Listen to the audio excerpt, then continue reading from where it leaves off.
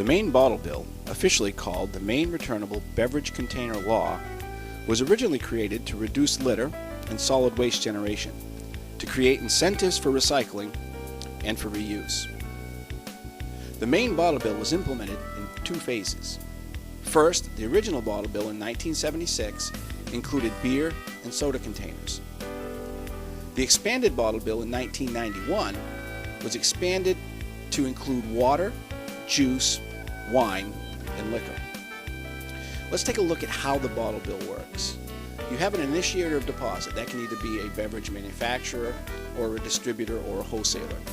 Initiator of deposit just means the first person to charge the deposit. In Maine, it's a nickel, so we're going to use a nickel here. So the initiator of deposit charges the very first nickel on the product being sold. They sell their product to a wholesaler or a broker.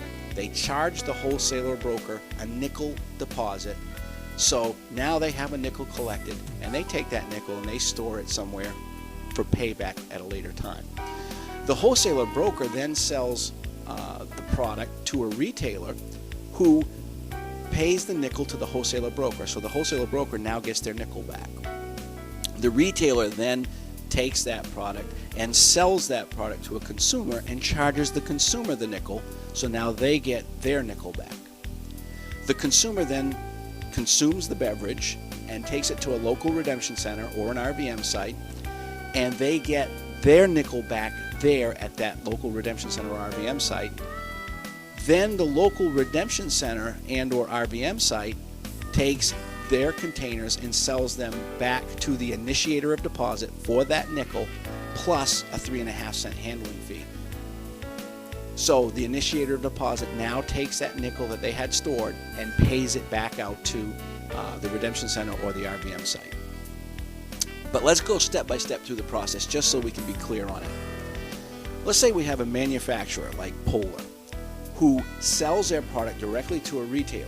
They charge that retailer the nickel deposit, making Polar the initiator of deposit. The retailer then sells that Polar product to a consumer, and the consumer pays the retailer the nickel. So now the retailer has their nickel back, and the consumer now is out the nickel.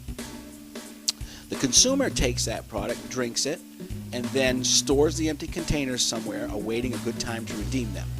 There are two ways that products can be redeemed in the state of Maine. One is whole bottle. Then there's also a thing called RVM, which is reverse vending machine.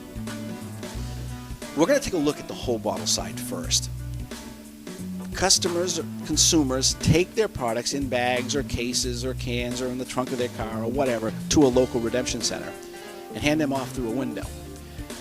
What happens is on the other side of the window, the bottles are counted and they're sorted, and immediately out of the cash register, the nickel is paid back to the consumer. The redemption center then sorts the containers by initiator, or who the manufacturer is, by size and by material into standardized item counts for later collection. Now, collection agents, such as Returnable Services Incorporated, take an inventory of all of the items that are in the redemption center and put them into a database by initiator and by count.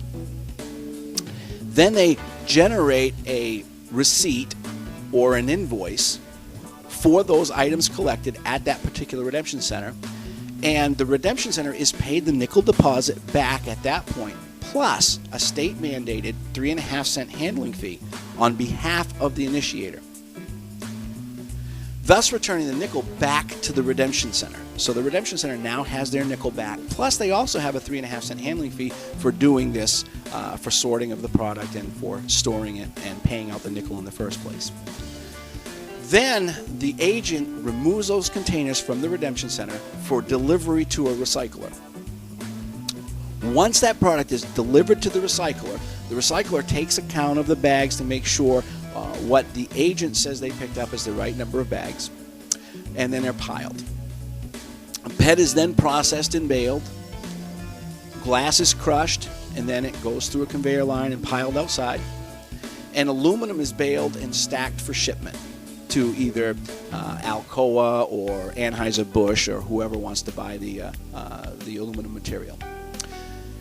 The agent, RSI in this case, then bills the initiator, Polar, for the nickel deposit plus the 3.5-cent fee paid to the redemption center on their behalf. So now the initiator, Polar, finally pays out that original nickel that they collected back to the collection agent. So now that nickel is finally a wash. The agent also charges the initiator a pickup fee for providing these services to them. Okay, but now let's take a look at the RVM process, and in this case we're going to use Clink as the example.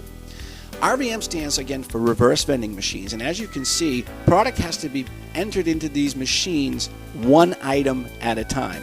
This can be pretty tedious, especially if you have a lot of containers that you want to get rid of and get paid for.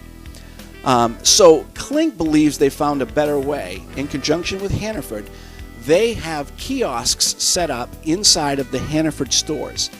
And these kiosks, or at these kiosks, people can take bags of product and get rid of them all at once and not have to hand feed them into these machines.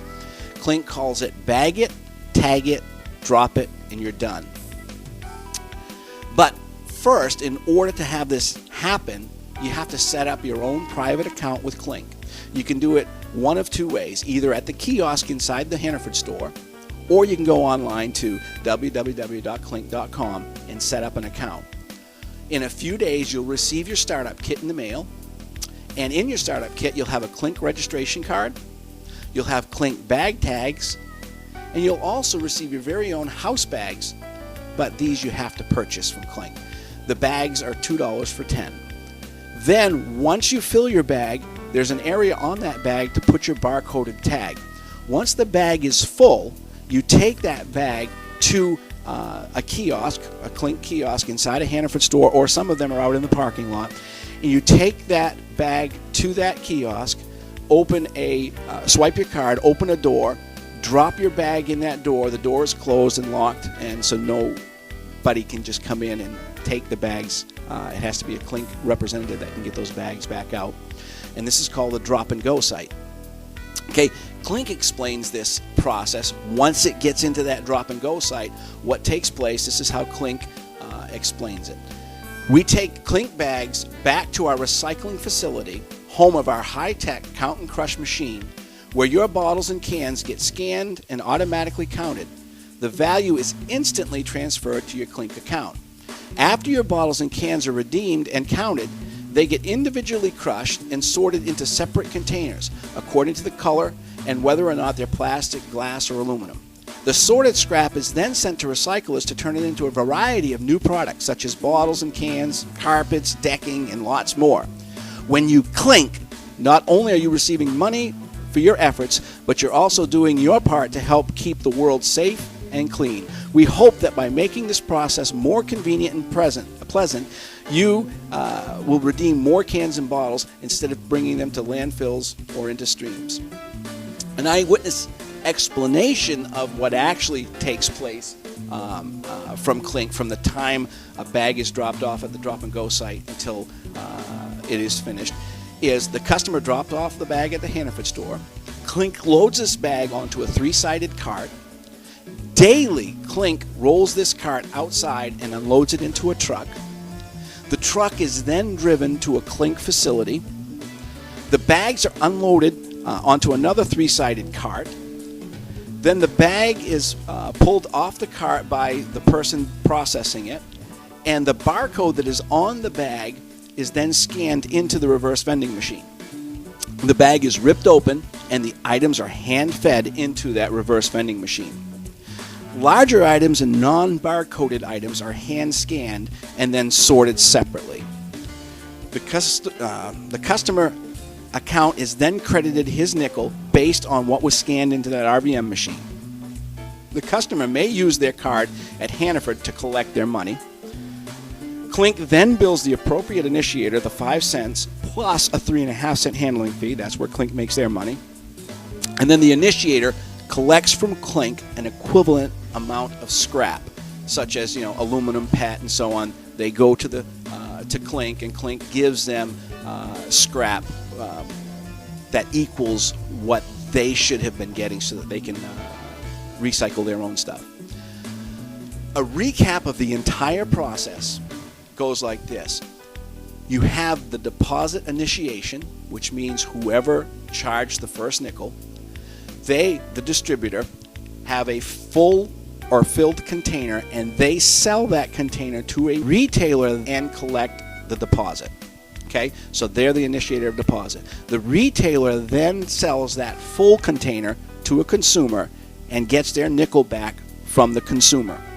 The consumer then empties the container and takes it to a retailer/redemption center and gets their nickel back from the redemption center. The redemption center then gets a hold of either the initiator of deposit, they, Pepsi, Coke, those guys, they come in on their own and pick up, or there may be a third-party agent that picks up for hundreds of manufacturers like Returnable Services. The redemption center calls them, they come and pick up those containers from the redemption center and pay the redemption center their nickel back plus a 3.5-cent handling fee. Then that third-party collection agent in turn bills the initiator of deposit the nickel deposit and the 3.5-cent handling fee, thus completing the cycle. The distributor now takes that nickel, the initiator of deposit, that nickel that they collected at the very beginning, and now pays it back out to that third-party collection agent, thus completing the cycle, and the process is done. Hopefully, this has allowed you to understand the process just a little bit.